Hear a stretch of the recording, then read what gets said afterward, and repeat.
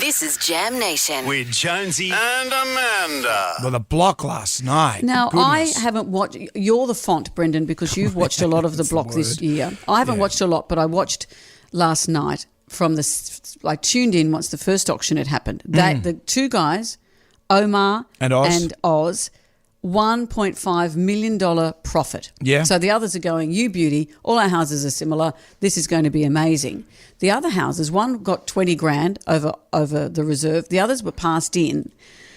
What does all of this mean? Is it, and I'm going to ask you this, these houses aren't in the city, are they? They're 40 minutes out. They're sort of seen as weekenders perhaps, or as people who want to relocate out of the city. And maybe when this show was conceived this season, they thought everyone, because of COVID, wants to get out of the city. Most people now are actually moving back in. The Melbourne commute's different to the Sydney commute.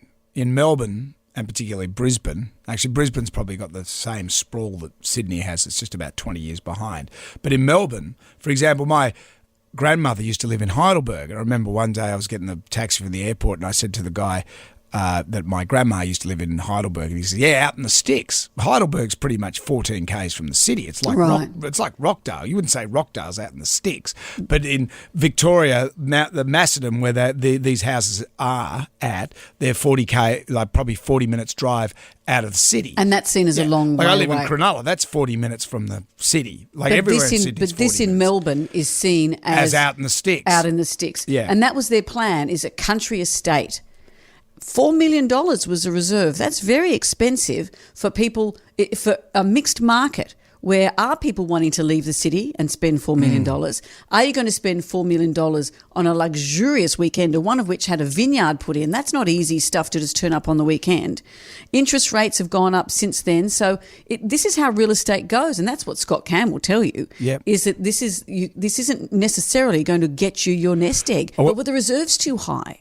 Well, I don't know. Like they have that secret millionaire guy. Well, he's not secret. That guy, Danny, that comes on and he's a little bit Aspergery with his bets. He bets, his bids rather. He goes by cent increments. But this guy's worth a fortune. He's worth $140 million or something. So they're beholden to him as what he's going to I know, spend and on that's properties. a shame too, because you're not seeing regular people buying them. You're not seeing regular people saying, I've fallen in love with this and I want to move here because it's everything I love, which is what you want at the culmination of a series like this. Also, can I ask you, you know how they were saying it's getting up to reserve. Once it hits reserve, you have to sell it. Yes. And so they were saying, pull it, pass it in before it got over reserve. Yeah, because the contestants and the real estate agents, I don't think quite understand that, because their goal is just to get the house over reserve and so sold. they can make money for their client. So the client, if you're selling your house, say you were to sell your house and you put it at there, I don't know, $3 million, and then it gets to $3 million, so it's on the market. So if you get $3,001,001, you have to sell it. It's that's sold. the deal. But that's your house. You get the money.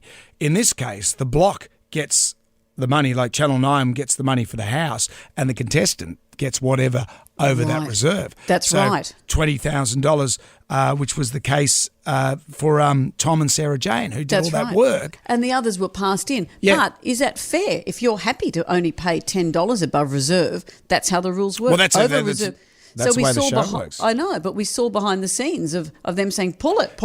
And the real estate agents going, well, no, I'm just trying to get it above reserve. So they don't actually understand how the game show works, how the game works. That's the interesting combination of game show and real estate moment. Yeah, so maybe they should have a meeting at Channel 9 in the boardroom. And which should it be? Is it game show or is it real estate? I don't know. And also you look at those people, they spend 3 months of their lives doing all this work, and then the fruits of their endeavours, they only get $20,000. But then again, they do get a national profile. Yeah. They could be doing an ad for carpet cord or toilets or something like that. So there is something down the track. You do the deal with the devil. If you want TV fame, you do have reality TV, you roll the dice, It's don't pretty you? much Charlie Daniels' band, The Devil Went Down to Georgia. You're putting your soul up against a fiddle of gold, hoping that it'll work for you. So, I don't know. Well, I'm sure we'll hear in coming days what the properties may have sold for off the market or, away from the auction. But Scott Cam looked like he was going to throw up. I like when Scotty gets on the phone, but I like when Scotty turns into, the boss man Scotty. Mate, pass it in. Mate, pass it in. Go on.